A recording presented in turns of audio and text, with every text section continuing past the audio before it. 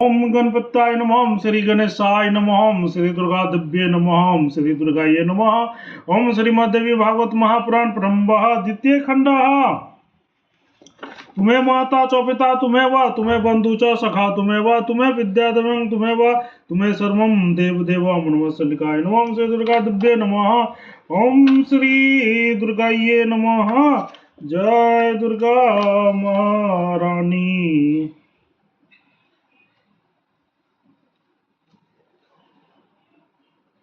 मधु केटव की उत्पत्ति और भगवान विष्णु द्वारा उनके वध का वर्णन।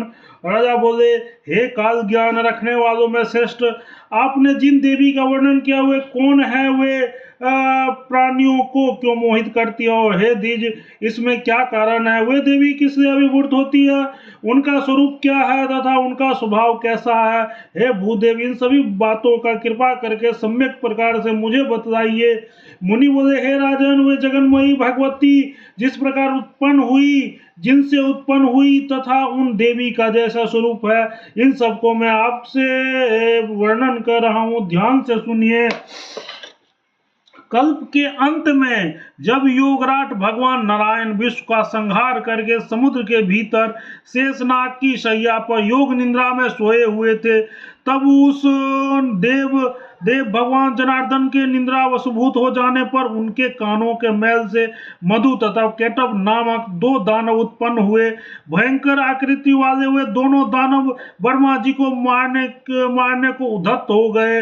तब पद्म योनि ब्रह्मदेव उन मधु केटव दानवों को तथा देव नारायण को निंदा देकर घोर चिंता में पड़ गए।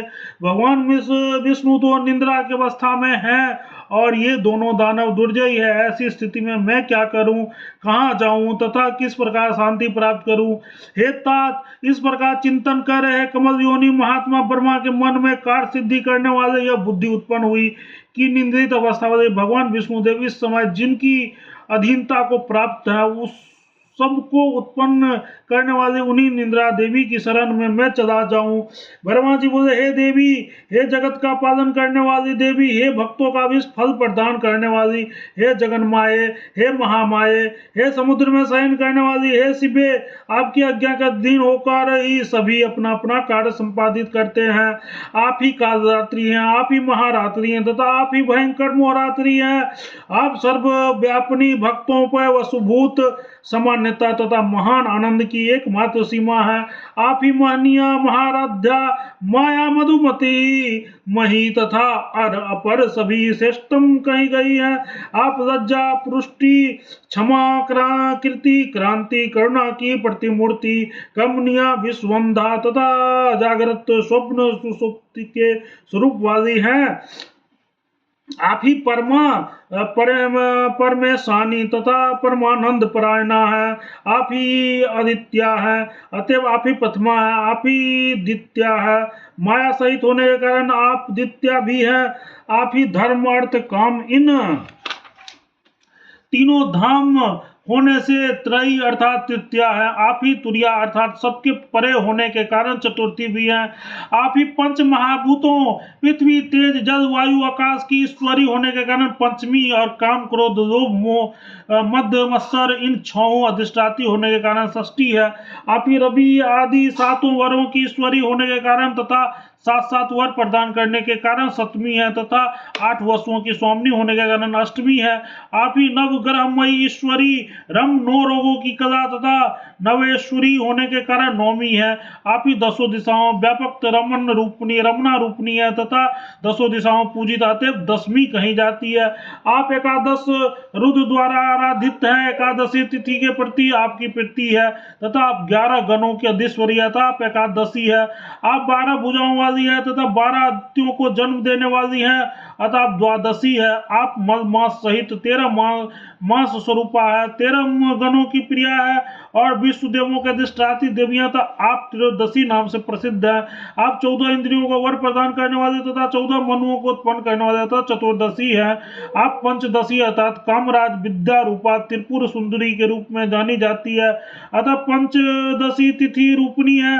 16 भुजाओं वाली चंद्रमा की 16वीं कला के विभूषित तथा चंद्रमा की षोडश कला रूपी किरणों से व्यापक दिव्य विग्रह वाली होने के कारण आप षोडशी है। हे तमो गुण से युक्त होकर प्रकट होने वाली, हे निर्गुण्य, हे देवेशी, आप इस प्रकार विविध रूप वाली हैं। देवादिदेव लक्ष्मीकांत भगवान विष्णु को आपने निंदा को वर्ती कर रखे हैं। और ये दोनों मधु केटव दानव अत्यंत महापराक्रमी तथा दुर्जयी हैं। अतएव आप इन दोनों का संहार करने के लिए देवेश्वर विष्णु को जगाइए। मुनि बोले, ब्रह्मा जी के इस प्रकार स्तुति करने पर भगवान को प्रिय तमोगुणमयी भगवती ने देव विष्णु के शरीर को छोड़कर उन दोनों दानवों को मोहित कर दिया। उसी समय जगन्नाथ परमात्मा परमेश्वर भगवान विष्णु जग गए। उन्होंने दानवों को श्रेष्ठ उन दोनों को मधु केटवों को देखा। तभी उन दोनों भयंकर दानवों ने मधुसूदन विष्णु को देखकर युद्ध करने की निश्चय किया और भगवान के पास पहुंच गए। तब सर्वव्यापी भगवान मधुसूदन उन दोनों के साथ 5000 वर्षों तक बाहु युद्ध करते रहे। तत्पश्चात जगन माया के द्वारा विमोहित किए गए हुए दोनों अधिक बल से उन्मत्त दानव परमेश्वर विष्णु से कहने लगे, आप हम दोनों का वरदान मांग लीजिए। या उन दोनों की आवाज सुनकर आदि पुरुष भगवान विष्णु ने यह वर मांगा कि तुम दोनों मेरे द्वारा आज ही मार दिए जाओ। इसके बाद अत्यंत बलशाली उन दोनों दानवों ने भगवान श्री हरि से पुनः कहा, जिस स्थान पर पृथ्वी जल में डूबी हुई ना हो वहीं पर आप हमारा वध कीजिए। हे राजन, वैसा ही होगा। यह कहकर गदा तथा शंख धारण करने वाले भगवान विष्णु ने उनके मस्तकों को अपनी जंघा पर रखकर चक्र से काट दिया। हे नृप्रिय महाराज, इस प्रकार ब्रह्मा जी के श्रवण करने पर सभी योगेश्वरों की ईश्वरी महाकाली भगवती प्रकट हुई थी। हे महीपते, अब आप महालक्ष्मी की उत्पत्ति के विषय में सुनिए। दुर्गा महारानी की जय। इति श्रीमद्भागवत महापुराण संहितायां दशम स्कंदे देवी महात्म्ये मधु केटव वर्णन नाम 11ोऽध्याय। ओम तत्सत्। प्रेम से बोलो जगत जननी जगदम्बा माता की जय।